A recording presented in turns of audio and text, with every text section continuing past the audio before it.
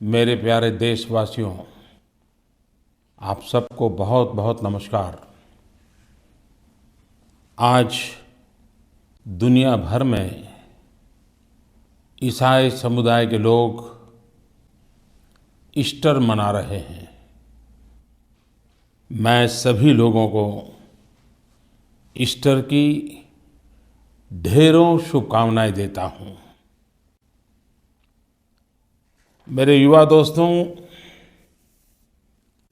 आप सब एक तरफ एग्ज़ाम में बिजी होंगे, कुछ लोगों की एग्ज़ाम पूरी हो गई होगी और कुछ लोगों के लिए इसलिए भी कसौटी होगी कि एक तरफ एग्ज़ाम और दूसरी तरफ T20 क्रिकेट वर्ल्ड कप। आज भी शायद आप भारत और ऑस्ट्रेलिया के मैच का इंतज़ार करते होंगे। पिछले दिनों भारत ने पाकिस्तान और बांग्लादेश के खिलाफ 2 बेहतरीन मैच जीते हैं। एक बढ़िया सा मोमेंटम नज़र आ रहा है। आज जब ऑस्ट्रेलिया और भारत खेलने वाले हैं, मैं दोनों टीमों के प्लेयर्स को अपनी शुभकामनाएं देता हूं। 65% जनसंख्या नौजवान हो और खेलों की दुनिया में हम खो गए हो, ये तो बात कुछ बनती नहीं है। समय है खेलों में एक नई क्रांति का दौर का, और हम देख रहे हैं कि भारत में क्रिकेट की तरह अब फुटबॉल, हॉकी, टेनिस, कबड्डी एक मूड बनता जा रहा है। मैं आज नौजवानों के एक और खुशखबरी के साथ कुछ अपेक्षाएं भी बताना चाहता हूं। आपको शायद इस बात का तो पता चल गया होगा कि अगले वर्ष 2017 में भारत फीफा अंडर 17 विश्व कप की मेजबानी करने जा रहा है। विश्व की 24 टीमें भारत में खेलने के लिए आ रही हैं। 1951, 1962 एशियन गेम्स में भारत ने गोल्ड मेडल जीता था और 1956 ओलंपिक गेम्स में भारत चौथे स्थान पर रहा था। लेकिन दुर्भाग्य से पिछले कुछ दशकों में हम निचली पायरी पर ही चलते गए, पीछे ही हटते गए, गिरते ही गए।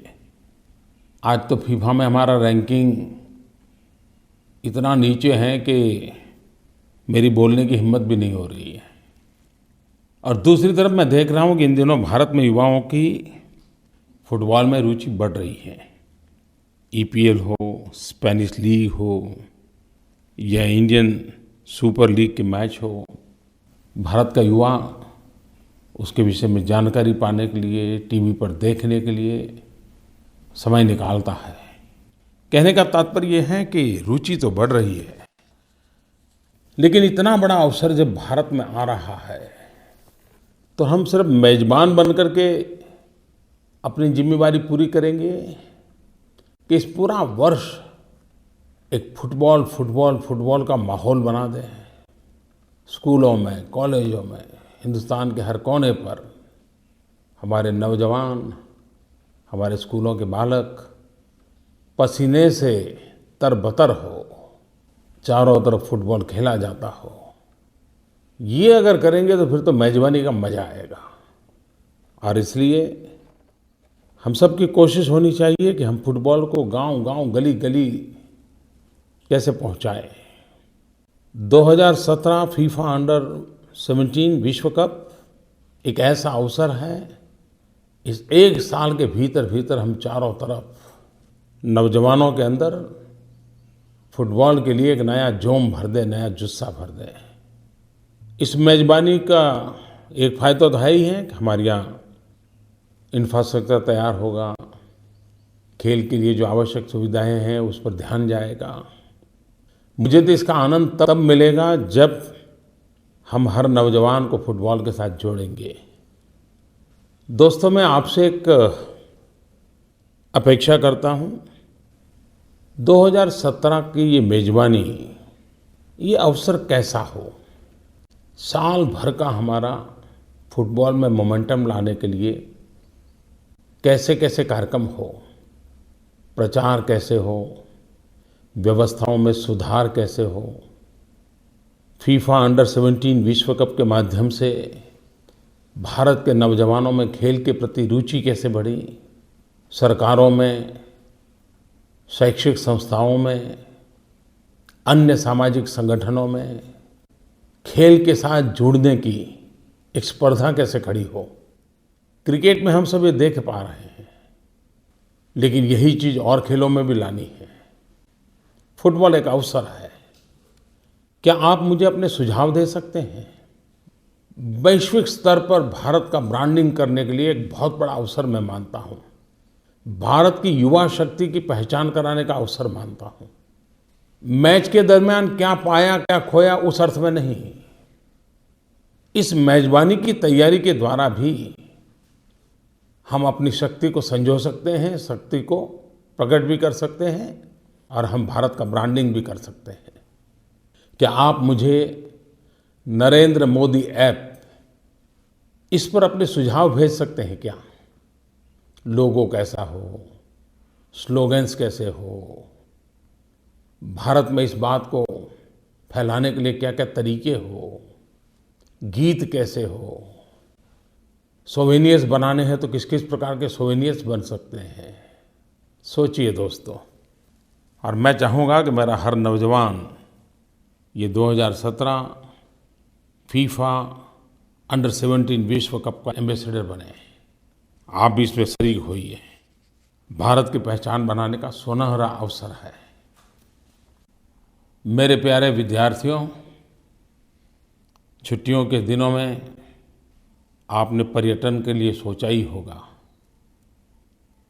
बहुत कम लोग हैं जो विदेश जाते हैं, लेकिन ज़्यादातर लोग अपने अपने राज्यों में 5 दिन 7 दिन कहीं चले जाते हैं। कुछ लोग अपने राज्यों के बाहर जाते हैं। पिछली बार भी मैंने आप लोगों से एक आग्रह किया था कि आप जहाँ जाते हैं वहाँ से फ़ोटो अपलोड कीजिए। और मैंने देखा कि जो काम टूरिज़्म डिपार्टमेंट नहीं कर सकता, जो काम हमारा कल्चरल डिपार्टमेंट नहीं कर सकता, जो काम राज्य सरकारें, भारत सरकार नहीं कर सकती हैं, वो काम देश के करोड़ों करोड़ों ऐसे प्रवासियों ने कर दिया था। ऐसी ऐसी जगहों के फ़ोटो अपलोड किए गए थे कि देख कर के सचमुच में आनंद होता था। इस काम को हमें आगे बढ़ाना है, इस बार भी कीजिए, लेकिन इस बार उसके साथ कुछ लिखिए, सिर्फ फ़ोटो नहीं। आपकी रचनात्मक जो प्रवृत्ति है उसको प्रकट कीजिए। और नई जगह पर जाने से, देखने से बहुत कुछ सीखने को मिलता है। जो चीज़ें हम क्लासरूम में नहीं सीख पाते, जो हम परिवार में नहीं सीख पाते, जो चीज़ें हम यार दोस्तों के बीच में नहीं सीख पाते, वे कभी-कभी भ्रमण करने से ज़्यादा सीखने को मिलती हैं। और नई जगहों के नएपन का अनुभव होता है। लोग, भाषा, खान-पान, वहाँ के रहन-सहन, न जाने क्या-क्या देखने को मिलता है। और किसी ने कहा है, a traveller without observation is a bird without wings. शौक़े दीदार है अगर तो नज़र पैदा कर। भारत विविधताओं से भरा हुआ है। एक बार देखने के लिए निकल पड़ो, जीवन भर देखते ही रहोगे, कभी मन नहीं भरेगा। और मैं तो भाग्यशाली हूँ, मुझे बहुत भ्रमण करने का अवसर मिला है। जब मुख्यमंत्री नहीं था, प्रधानमंत्री नहीं था और आप ही की तरह छोटी उम्र थी, मैंने बहुत भ्रमण किया। शायद हिंदुस्तान का कोई डिस्ट्रिक्ट नहीं होगा जहाँ मुझे जाने का अवसर न मिला हो। ज़िंदगी को बनाने के लिए प्रवास की एक बहुत बड़ी ताकत होती है।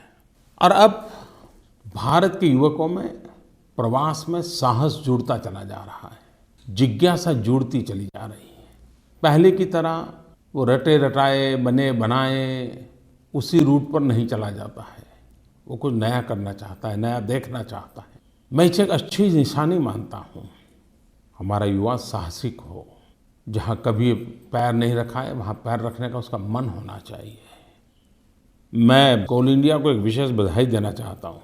Western coalfields limited WCL, Nagpur के पास सावनेर, जहाँ कोल माइंस है, उस कोल माइंस में उन्होंने eco friendly mine tourism circuit develop किया है। आमतौर पर हम लोगों की सोच है कि कोल माइंस यानी दूर ही रहना, वहाँ के लोगों की तस्वीरें जो हम देखते हैं तो हमें लगता है वहाँ जाने जैसा क्या होगा। और हमारे यहाँ तो कहावत भी रहती है, कोयले में हाथ काले, तो लोग यूं ही दूर भागते हैं। लेकिन उसी कोयले को टूरिज्म का डेस्टिनेशन बना देना, और मैं खुश हूँ कि अभी अभी तो ये शुरुआत हुई है और अब तक करीब करीब 10,000 से ज़्यादा लोगों ने नागपुर के पास सावनेर गांव के निकट ये इको फ्रेंडली माइन टूरिज्म की मुलाकात की है। ये अपने आप में कुछ नया देखने का अवसर देती है। मैं आशा करता हूँ कि इन छुट्टियों में जब प्रवास पर जाएं तो स्वच्छता में आप कुछ योगदान दे सकते हैं क्या।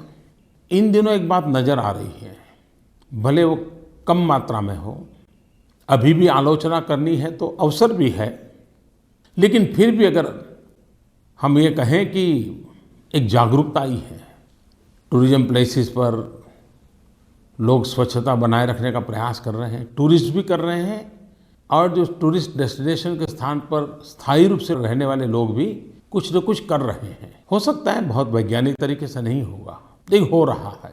आप भी एक टूरिस्ट के नाते टूरिस्ट डेस्टिनेशन पर स्वच्छता, उस पर आप बल दे सकते हैं क्या। मुझे विश्वास है मेरे नौजवान मुझे इसमें जरूर मदद करेंगे। और ये बात सही है कि टूरिज्म सबसे ज़्यादा रोजगार देने वाला क्षेत्र है। गरीब से गरीब व्यक्ति कमाता है, और जब टूरिस्ट डेस्टिनेशन पर जाता है, गरीब टूरिस्ट जाएगा तो भी कुछ तो लेगा, अमीर होगा तो ज़्यादा खर्चा करेगा। और टूरिज्म के द्वारा बहुत रोजगार की संभावना है। विश्व की तुलना में भारत टूरिज्म में भी बहुत पीछे है, लेकिन हम 125 करोड़ देशवासी हम तय करें कि हमें अपने टूरिज्म को बल देना है तो हम दुनिया को आकर्षित कर सकते हैं। विश्व के टूरिज्म के बहुत बड़े हिस्से को हम हमारी ओर आकर्षित कर सकते हैं, और हमारे देश के करोड़ों करोड़ों नौजवानों को नए रोजगार के अवसर उपलब्ध करा सकते हैं। सरकार हो, संस्थाएं हो, समाज हो, नागरिक हो, हम सब ने मिलकर के करने का ये काम है। आइए हम उस दिशा में कुछ प्रयास करें। मेरे युवा दोस्तों, छुट्टियां ऐसे ही आके चली जाएं, ये बात मुझे अच्छी नहीं लगती। आप भी इस दिशा में सोचिए, क्या आपकी छुट्टियां जिंदगी के महत्वपूर्ण वर्ष और उसका भी महत्वपूर्ण समय ऐसे ही जाने दोगे क्या। मैं आपको सोचने के लिए एक विचार रखता हूँ। क्या आप छुट्टियों में एक हुनर, अपने व्यक्तित्व में एक नई चीज जोड़ने का संकल्प ये कर सकते हैं क्या। अगर आपको तैरना नहीं आता है तो छुट्टियों में संकल्प कर सकते हैं मैं तैरना सीख लूँ। साइकिल चलाना नहीं आता है, क्या छुट्टियों में तय कर लूँ मैं साइकिल चलाऊँ। आज भी मैं 2 उंगली से कंप्यूटर को टाइप करता हूँ, क्या मैं टाइपिंग सीख लूँ। हमारे व्यक्तित्व के विकास के लिए कितने प्रकार के कौशल्य हैं, क्यों न उसको सीखें, क्यों न हमारी कुछ कमियों को दूर करें, क्यों न हम अपनी शक्तियों में इजाफा करें। आप सोचिए। और कोई उसमें कोई बहुत बड़े क्लासेस चाहिए, कोई ट्रेनर चाहिए, बहुत बड़ी फीस चाहिए, बड़ा बजट चाहिए, ऐसा नहीं है। आप अपने अगल बगल में भी मान लीजिए आप तय करें कि मैं वेस्ट में से बेस्ट बनाऊंगा, कुछ देखिए और उसमें से बनाना शुरू कर दीजिए। देखिए आपको आनंद आएगा शाम होते होते कि देखिए ये कूड़े कचरे में से आपने क्या बना दिया। आपको पेंटिंग का शौक है, आता नहीं है, अरे कर शुरू कर दीजिए ना, आ जाएगा। आप अपनी छुट्टियों का समय अपने व्यक्तित्व के विकास के लिए, अपने पास कोई एक नए हुनर के लिए, अपने कौशल विकास के लिए अवश्य करें। और अनगिनत क्षेत्र हो सकते हैं, जरूरी नहीं है कि मैं जो गिना रहा हूँ वही क्षेत्र हो सकते हैं। और आपके व्यक्तित्व की पहचान उससे, और इससे आपका आत्मविश्वास इतना बढ़ेगा, इतना बढ़ेगा। एक बार देख लीजिए, और जब छुट्टियों के बाद स्कूल में वापस जाओगे, कॉलेज में वापस जाओगे और अपने साथियों को कहोगे भाई मैंने तो छुट्टियों में ये सीख लिया, और अगर उसने नहीं सीखा होगा तो वो सोचेगा यार मेरा तो बर्बाद हो गया, तुम बड़े पक्के हो यार, कुछ करके आ गए। ये अपने साथियों में सहज बात होगी। मुझे विश्वास है कि आप जरूर करेंगे और मुझे बताइए आपने क्या सीखा, बताएंगे ना। इस बार मन की बात में माईगोव पर कई सुझाव आए। मेरा नाम अभी चतुर्वेदी है। नमस्ते प्रधानमंत्री जी, आपने पिछले गर्मियों की छुट्टियों में बोला कि चिड़ियों को भी गर्मी लगती है, तो हमें एक बर्तन में पानी रखकर अपनी बालकनी में या छत पर रख देना चाहिए, जिससे चिड़िया आकर पानी पी ले। मैंने ये काम किया और मुझको आनंद आया। इसी बहाने मेरी बहुत सारी चिड़ियों से दोस्ती हो गई। मैं आपसे विनती करता हूँ कि आप इस कार्य को वापस मन की बात में दोहराएं। धन्यवाद। मेरे प्यारे देशवासियों, मैं अभी चतुर्वेदी एक बालक का आभार व्यक्त करना चाहता हूँ। उसने मुझे फोन करके एक अच्छा काम याद करवा दिया। पिछली बार तो मुझे याद था और मैंने कहा था कि गर्मियों के दिनों में पक्षियों के लिए अपने घर के बाहर मिट्टी के बर्तन में पानी रखें। अभी ने मुझे बताया कि वो साल भर से इस काम को कर रहा है और उसकी कई चिड़ियाँ उसकी दोस्त बन गई हैं। हिंदी की महान कवि महादेवी वर्मा वो पक्षियों को बहुत प्यार करती थी। उन्होंने अपनी एक कविता में लिखा था, तुझको दूर न जाने देंगे, दानों से आंगन भर देंगे और हौज में भर देंगे हम मीठा मीठा ठंडा पानी। आइए महादेवी जी की इस बात को हम भी करें। मैं अभी को अभिनंदन भी देता हूं और आभार भी व्यक्त करता हूं कि तुमने मुझे बहुत महत्वपूर्ण बात याद कराई। मैसूर से शिल्पा कुक्के, उन्होंने एक बड़ा संवेदनशील मुद्दा हम सबके लिए रखा है। उन्होंने कहा कि हमारे घर के पास दूध बेचने वाले आते हैं, अखबार बेचने वाले आते हैं, पोस्टमैन आते हैं, कभी कोई बर्तन बेचने वाले वहाँ से गुजरते हैं, कपड़े बेचने वाले गुजरते हैं। क्या कभी हमने उनको गर्मियों के दिनों में पानी के लिए पूछा है क्या? क्या कभी हमने उसको पानी ऑफर किया है क्या? शिल्पा, मैं आपका बहुत आभारी हूँ। आपने बहुत संवेदनशील विषय को बड़े सामान्य सरल तरीके से रख दिया। ये बात सही है, बात छोटी होती है, लेकिन गर्मी के बीच अगर पोस्टमैन घर के पास आया और हमने पानी पिलाया, कितना अच्छा लगेगा उसको। खैर, भारत में तो ये स्वभाव है ही है। लेकिन शिल्पा, मैं आभारी हूँ कि तुमने इन चीज़ों को ऑब्जर्व किया। मेरे प्यारे किसान भाइयों बहनों, डिजिटल इंडिया आपने बहुत सुना होगा। कुछ लोगों को लगता है कि डिजिटल इंडिया तो शहर के नौजवानों की दुनिया है। जी नहीं, आपको खुशी होगी कि एक किसान सुविधा ऐप आप सबकी सेवा में प्रस्तुत किया है। ये किसान सुविधा ऐप के माध्यम से अगर आप उसको अपने मोबाइल फ़ोन में डाउनलोड करते हैं तो आपको कृषि संबंधी, वेदर संबंधी बहुत सारी जानकारियाँ अपनी हथेली में ही मिल जाएगी। बाजार का हाल क्या है, मंडियों में क्या स्थिति है, इन दिनों अच्छी फसल का क्या दौर चल रहा है, दवाइयाँ कौन सी उपयुक्त होती हैं, कई विषय उस पर है। इतना ही नहीं, इसमें एक बटन ऐसा है कि जो सीधा सीधा आपको कृषि विज्ञानियों के साथ जोड़ देता है, एक्सपर्ट के साथ जोड़ देता है, और आप अपना कोई सवाल उसको सामने रखोगे तो वो जवाब देता है, समझाता है आपको। मैं आशा करता हूँ कि मेरे किसान भाई बहन इस किसान सुविधा ऐप को अपने मोबाइल फ़ोन पर डाउनलोड करें और ट्राई तो कीजिए, उसमें से कुछ आपके काम आता है क्या। और फिर भी कुछ कमी महसूस होती है तो आप मुझे शिकायत भी कर दीजिए। मेरे किसान भाइयों बहनों, बाकियों के लिए तो गर्मी छुट्टियों के लिए अवसर होता है, लेकिन किसान के लिए तो और पसीना बहाने का अवसर बन जाता है। वो वर्षा का इंतज़ार करता है और इंतज़ार के पहले किसान अपने खेत को तैयार करने के लिए जी जान से जुट जाता है, ताकि वो बारिश की एक बूंद भी बर्बाद होने नहीं देना चाहता है। किसानी के लिए, किसानी की सीजन शुरू होने से पहले का यह समय बड़ा महत्वपूर्ण होता है। लेकिन हम देशवासियों को भी सोचना होगा कि पानी के बिना क्या होगा।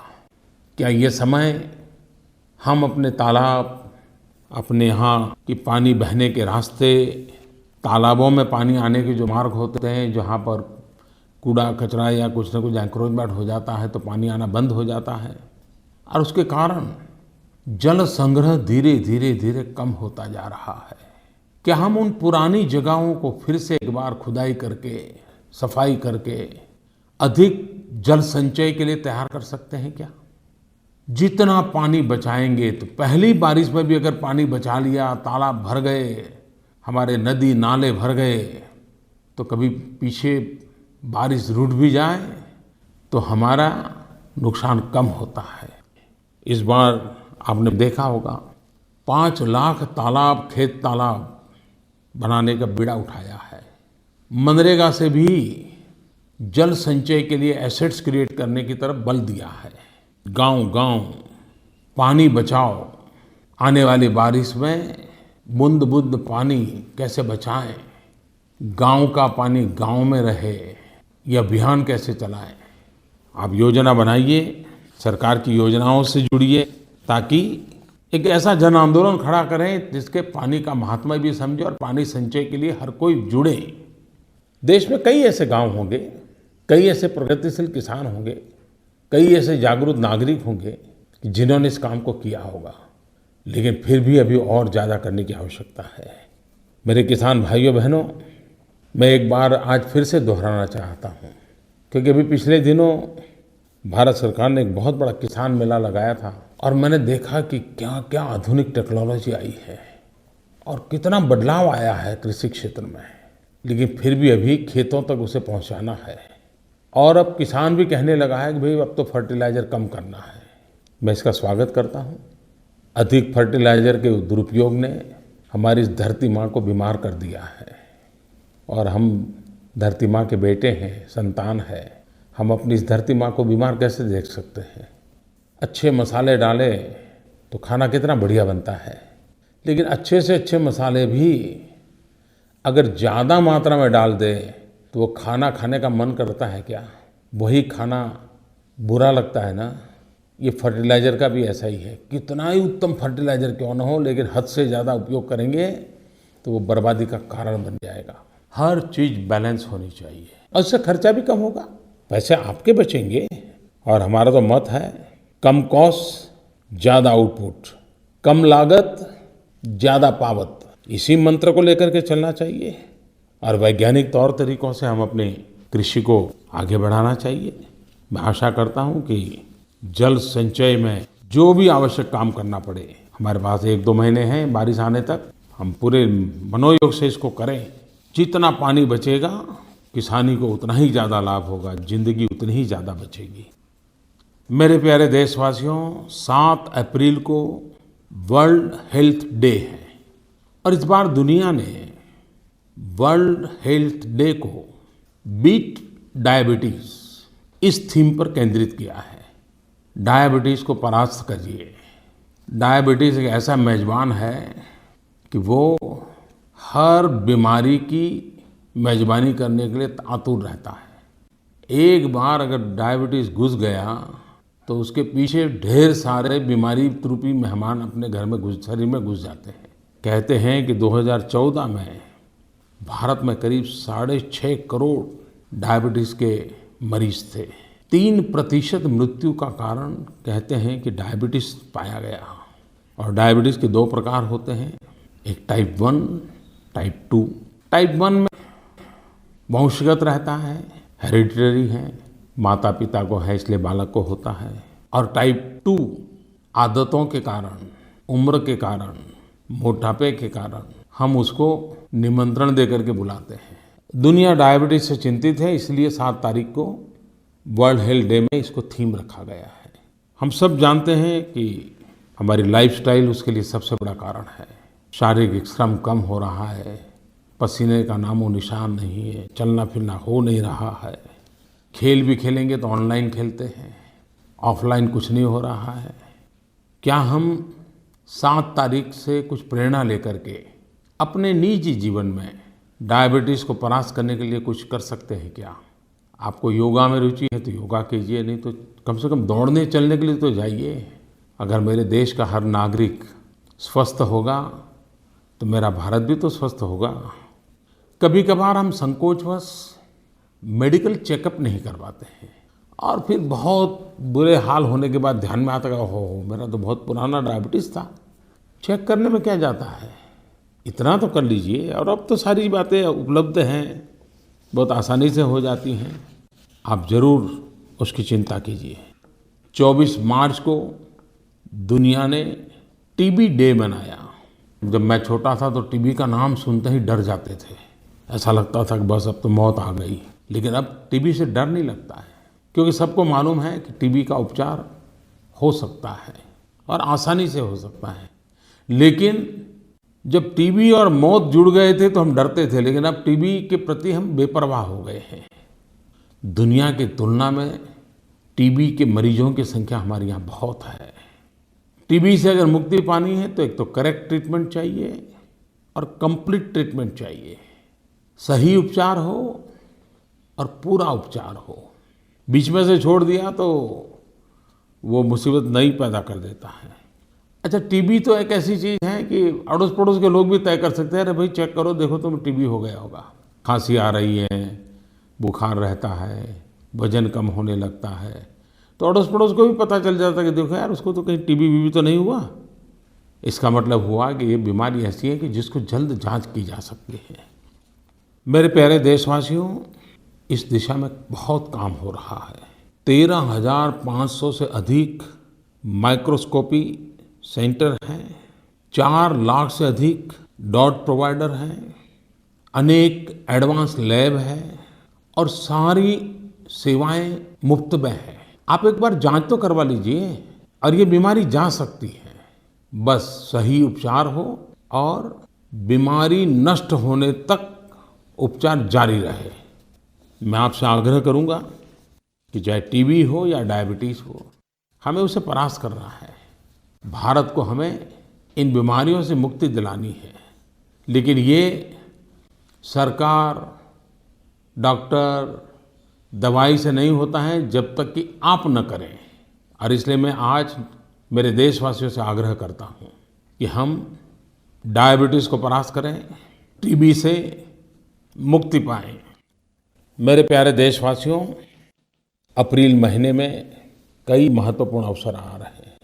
विशेषकर 14 अप्रैल भीमराव बाबा साहब आम्बेडकर का जन्मदिन, उनकी 125वीं जयंती साल भर पूरे देश में मनाई गई। एक पंचतीर्थ, मऊ उनका जन्म स्थान, लंदन में उनकी शिक्षा हुई, नागपुर में उनकी दीक्षा हुई, 26 अलीपुर रोड में उनका महापरिनिर्वाण हुआ और मुंबई में जहां उनका अंतिम संस्कार हुआ वो चैत्य भूमि। इन 5 तीर्थ के विकास के लिए हम लगातार कोशिश कर रहे हैं। मेरा सौभाग्य है कि मुझे इस वर्ष 14 अप्रैल को पूज्य बाबा साहब आम्बेडकर की जन्मस्थली मऊ जाने का सौभाग्य मिल रहा है। एक उत्तम नागरिक बनने के लिए बाबा साहब ने हमें बहुत कुछ दिया है।